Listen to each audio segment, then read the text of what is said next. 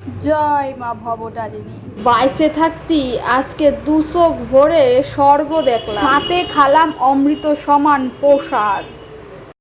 তো চলো, যারা যারা দেখতে ইচ্ছুক আমার এই ভিডিওটা তারা দেখে নাও। তাহলে নিজেরে পবিত্র করে বাইরে হয়ে পড়িলাম ট্রেন ধরার উদ্দেশ্যে। জাতি এক বিটা দেহি মাছ ফেলাই দিয়ে ট্রেন ধরে পালালো।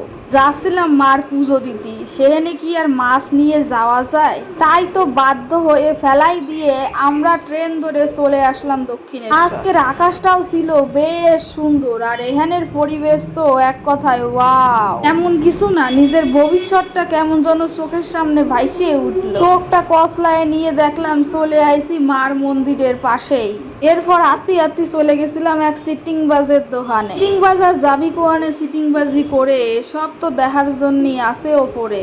গরিব মানুষ, তাই ছোট একটা ডালা নিয়ে মার দ্বারে গেলাম পুজো দেওয়ার জন্য। পুজো টুজো দিয়া শেষ হলি চলে আইলাম প্রকৃতি দেখতে দেখতে গঙ্গার দ্বারে। এখানে তো মানুষই যা ইচ্ছা সে তাই করতেছে, কেউ শ্যাম্পু দিয়ে স্নান করতেছে, কেউ সাবান ঘষতেছে। আমি একটু দাঁড়ায় দাঁড়ায় দেখতেছিলাম পরিবেশটা। দেখি একটা সেতু, এটা নাকি বিবেকানন্দ সেতু। তারপরে চলে যাচ্ছিলাম একটুখানি দেখতি চারিদিকটা। দূরে চাইয়ে দেখি পায়রা দুটো লাফালাফি মারামারি চাফাচাফি কাটাকাটি করতেছিল। এরপরেই আমরা চলেছিলাম গঙ্গাটা পার করে বেলুর মঠের উদ্দেশ্যে। বন্ধুরা, যখন মাঝ গঙ্গার মধ্যে আইছি, কি বাতাস কি বাতাস! বাতাসে আমি একটুর জন্য উড়ে যাইনি, নালে কুহানে গিয়ে পড়তাম তোমাদের সাথে আর দেখাই হতো। এই যে মন্দিরটা দেখতে পাচ্ছ, এই মন্দিরের মধ্যে রয়েছে শ্রী রামকৃষ্ণ পরমহংসদেব।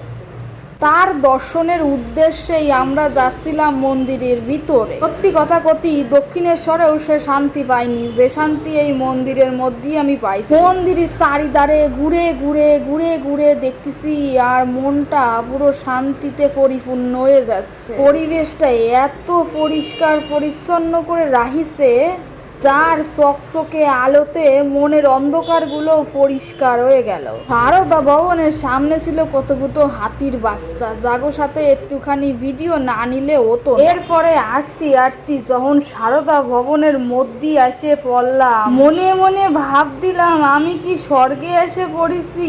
এখানে যারা ম্যানেজমেন্টে রয়েছে তাগত শত কোটি প্রণাম। এত সুন্দর ব্যবস্থা। যাই দেখি থালা গিলাস সব দিয়া গিলাসে জল, এরপর চলে আসলো মহাপ্রসাদ। ভগবানের ধারে অসংখ্য ধন্যবাদ, এত সুস্বাদু প্রসাদ আমার ভাগ্যে লিখে রাখার জন্য। বিশ্বাস করবা কিনা জানি না, কিন্তু সত্যি করছি, অমৃত খাচ্ছিলাম, অমৃত। খাওয়া দাওয়া শেষ করে প্রকৃতির দৃশ্য উপভোগ করতে করতে আবার আমরা রিটার্ন করি দক্ষিণেশ্বর। এখানে মেট্রো ধরে আমরা যাব আমাকে বাড়ির উদ্দেশ্যে। এই গরমে মেট্রোর মধ্যে বসে যে কি আরাম লাগছিল তা কওয়ার মতো না। আর এইভাবেই শেষ হয় দক্ষিণেশ্বরের।